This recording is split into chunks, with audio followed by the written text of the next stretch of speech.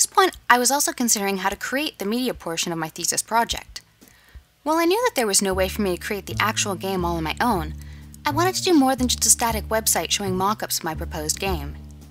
Month 6 gave me a potential alternative with their introduction to Flash, but in the end I never felt that, with my more limited Flash skills, I could make the end product look as polished as I wanted. Flash was benched, and I continued to look at other alternatives. Month 8's focus on video production helped me consider another option, creating a video mock-up of what my proposed game would look like to the end user. While this also turned into another dead end, the practice I gained in video creation did lead to the quick and to-the-point introduction to my media project.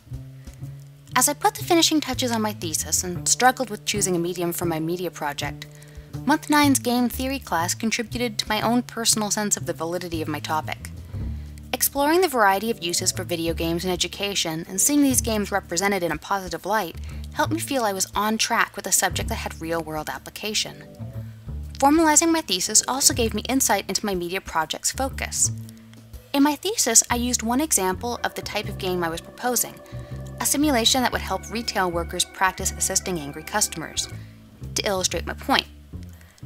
Afterwards, it only made sense to extend the illustration and have my media project demonstrate this example in some way.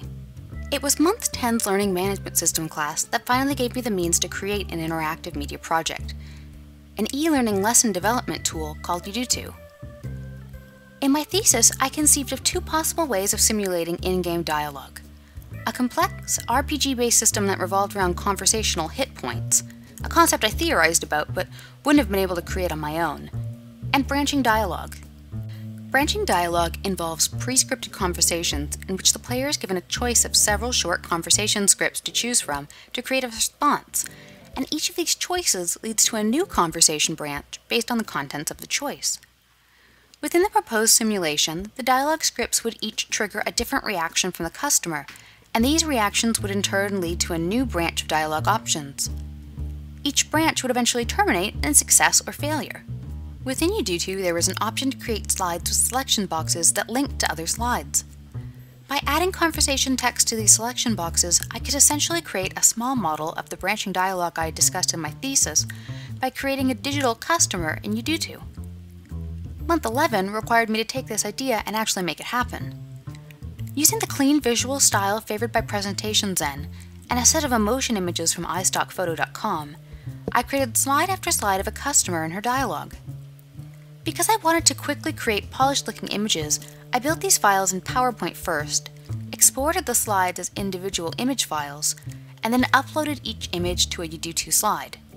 I considered mapping out all the interactions ahead of time, but the sheer volume of slides and crisscrossing conversation paths made me choose instead to actually work it all out on the fly. I started from the first interaction slide, and then created all the reaction slides based on the first conversation choices.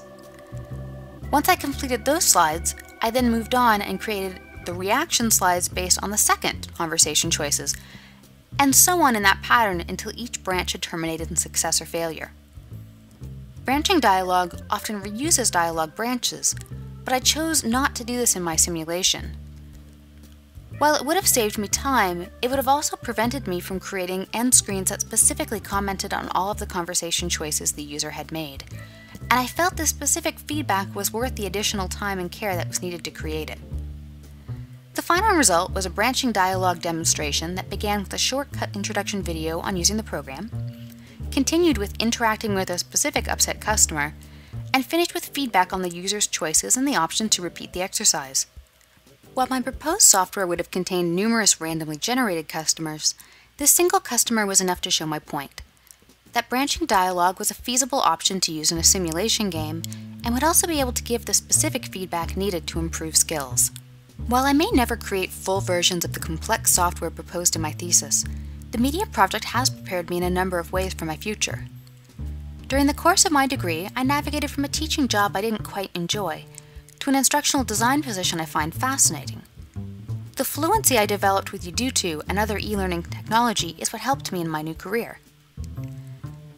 The research I completed as a result of my thesis and media project has influenced the way I design training, in particular what I learned about the brain and stress, as well as the 10,000-hour rule. This project also challenged me to think outside the box in how I use tools. U-2 wasn't designed to be used as a branching dialogue game, but I used it as such anyway. Just because something is intended to be used one way doesn't mean you can't find additional uses with enough creative innovation.